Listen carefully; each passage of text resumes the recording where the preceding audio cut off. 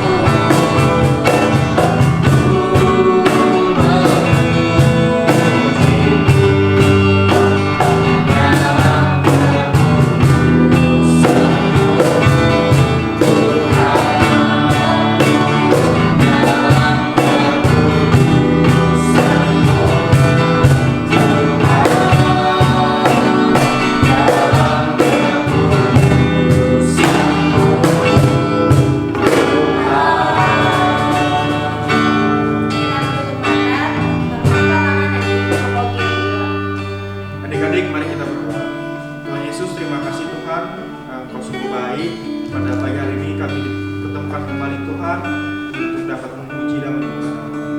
Tuhan, sebentar lagi kami akan mendengarkan firman-Mu Tuhan.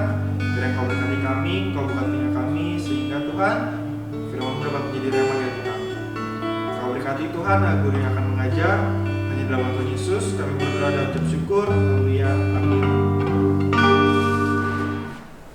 Halo adik-adik. Nah, tadi kita sudah memuji dan memuliakan nama Tuhan. Kini saatnya untuk kita mendengarkan sedikit dari firman Tuhan. Nah, sebelumnya aku mau tanya nih sama adik-adik semua. Adik-adik tahu nggak sih sesama kita itu siapa? Ya, benar banget. Sesama kita itu adalah orang-orang yang berada di lingkungan kita maupun orang-orang yang tidak berada di lingkungan kita.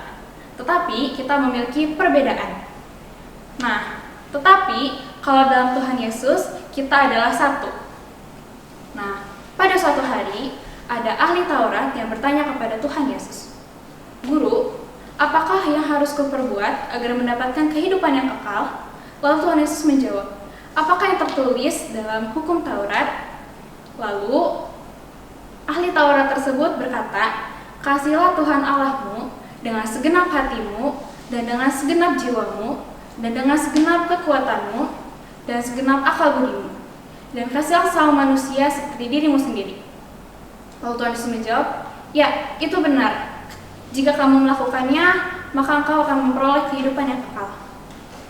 Namun, ahli Taurat tersebut bertanya lagi nih sama Tuhan Yesus, "Tuhan, siapakah sesamaku manusia?" Lalu Tuhan Yesus memberikan sebuah perumpamaan. Nah, pada suatu hari, ada seorang Yahudi yang sedang melakukan perjalanan. Dia melakukan perjalanan dari Yerusalem ke Yeriko. Namun, di tengah perjalanan, ada sekelompok orang yang merampoknya, yang menghajar, dan juga membiarkannya tergeletak di tengah jalan. Nah, kondisi dari orang Yahudi tersebut sudah sangat mengenaskan adik-adik. Dia mendapatkan luka di sekujur tubuhnya, sudah tidak memiliki uang, pakaiannya juga bahkan diambil. Nah, ketika dia sudah tergeletak di pinggir jalan, tiba-tiba lewatlah seorang imam. Imam ini melihat orang Yahudi tersebut, namun dia mengabaikan orang Yahudi tersebut. Mungkin saja dia memiliki urusan yang lebih penting. Nah, setelah orang tersebut lewat, tiba-tiba lewat jugalah seorang Lewi. Nah, orang Lewi ini juga melihat orang Yahudi tersebut. Tetapi sama dengan imam, orang Lewi tersebut mengabaikan orang Yahudi tersebut. Menurutnya, menolong orang Yahudi tersebut hanya membuang-buang waktu saja, sehingga dia mengabaikan dan lebih mementingkan urusannya sendiri. Nah, sekarang aku mau nanya nih ke adik-adik semua. Kalau misalkan adik-adik dalam kondisi orang Yahudi tersebut, gimana nih perasaan adik-adik? Pasti sedih kan? Kok nggak ada yang menolong sih? Nah, tetapi Tuhan Yesus memberikan perumpamaan lagi. Di sini ada seorang Samaria yang sedang berjalan melewati tanah tersebut. Seorang Samaria ini melihat orang Yahudi tersebut. Pada saat itu, keadaannya orang Samaria dan orang Yahudi sedang tidak baik-baik saja. Orang Yahudi membenci orang Samaria. Orang Yahudi sudah diajarkan sejak dahulu untuk membenci orang Samaria dengan maksud yang tidak jelas. Di sini, hubungan keduanya tidak baik. Orang Yahudi tidak mau berhubungan dengan orang Samaria.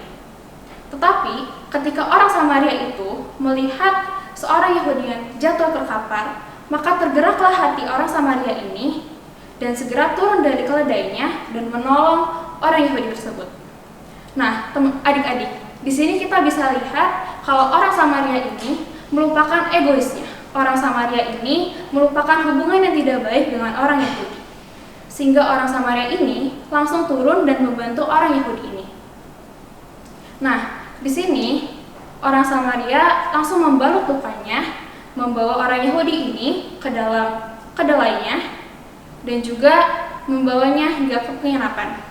Nah, di penginapan ini orang Samaria ini berkata kepada yang punya penginapan untuk mengurusnya dan juga ia akan membayarnya hingga lunas. Kalaupun ada kekurangan, dia akan menebusnya pada saat dia kembali lagi. Nah, adik-adik, Kira-kira apa sih yang bisa kita pelajari dari hal ini? Mungkin saja kita dibenci oleh orang lain adik-adik. Mungkin saja kita gak disukai oleh orang lain. Mungkin aja ada perbedaan di antara kita. Tapi Tuhan Yesus mengajarkan kita untuk dapat mengasihi semua orang. Tuhan Yesus mau kita untuk dapat mengasihi dan mempedulikan orang lain tanpa melihat perbedaan, tanpa melihat apa yang sudah mereka lakukan untuk kita. Ketika kita mau menolong orang lain, ketika kita mau memperdulikan orang lain, maka Tuhan Yesus akan senang adik-adik atas perlakuan kita. Nah, dari orang Samaria ini, kita harus belajar kalau Tuhan Yesus itu sangat senang dan sangat menginginkan anak-anaknya untuk dapat peduli kepada sesama. Mungkin aja ada perbedaan di antara kita. Mungkin ada perbedaan ras, golongan, kemudian juga ada status, dan juga yang lainnya. Tapi, itu bukan menjadi penghalang kita untuk dapat mempedulikan orang lain. Yuk, mulai sekarang kita bersama-sama belajar untuk dapat mempedulikan orang lain dan menolong orang lain tanpa melihat perbedaan di antara kita, dan juga kita harus mengasihi sesama. Karena dasar dari segala perbuatan kita adalah kasih. Dan Tuhan Yesus sudah menegaskan kepada kita untuk dapat mengasihi sesama kita seperti kita mengasihi diri kita sendiri. Jadi, marilah, ayo adik-adik, kita semua untuk dapat mengasihi orang lain, peduli orang lain, dan juga menunjukkan kasih Tuhan Yesus kepada orang lain. Itu aja cerita pada hari ini. Semoga bisa diterapkan dalam kehidupan kita sehari-hari adik-adik. Mari kita bersatu dalam doa. Tuhan, terima kasih Tuhan untuk kasih setia Tuhan. Terima kasih kalau pada hari ini Kau masih sediakan hari yang baru ya Tuhan. Tuhan, kami sudah mendengarkan sedikit dari firman-Mu Tuhan. Kiranya Engkau dapat membantu kami Tuhan, supaya kami bisa mengasihi orang lain, mempedulikan orang lain tanpa melihat perbedaan di antara kami ya Bapak. Terima kasih Tuhan, terima kasih Yesus, Kau yang berkati kami Tuhan, Kau yang lindungi, tutup pembos kami dengan kuasa darah-Nya. Hanya di dalam nama Tuhan Yesus kami sudah berdoa dan mengucap syukur. Haleluya, amin. Sampai jumpa lagi adik-adik.